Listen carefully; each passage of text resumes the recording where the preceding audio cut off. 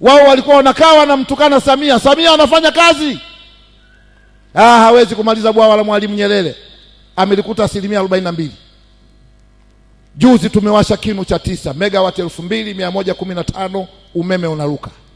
Hii katakata mnayoiona hii, miundombinu inayopeleka umeme inakutana na mzigo mkubwa kuliko uwezo wake. Tunarekebisha.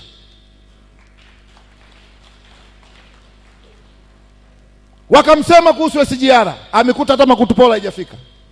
Mama alifunga mkwiji tumboni, akajua nikishindwa hapa nimedhalilika.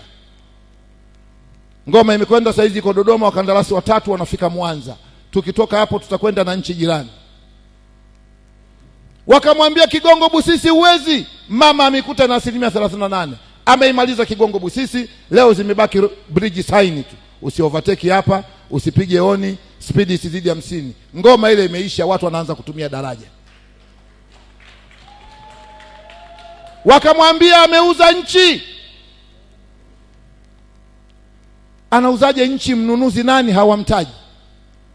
Kumbe mama kabinafsisha bandari ya Dar es Salaam, upanuzi umefanyika mkubwa. Mwezi uliopita imekuja meli kutoka China, ina container 7840. Watu wakajua labda mji wa Kigamboni umehamia ndani ya maji, kumbe meli imewasha taa za ndani tu.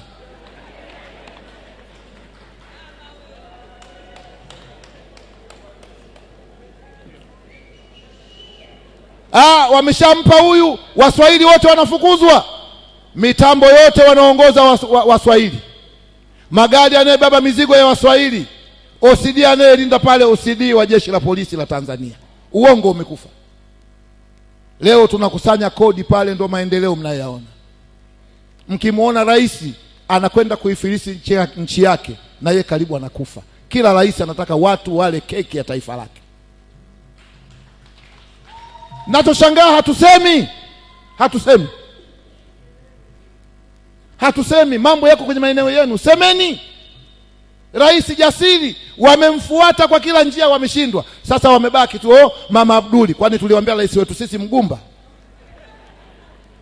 Vitu vya ovyo. Kwa ndugu zangu, niwaombe, uchaguzi tutafanya.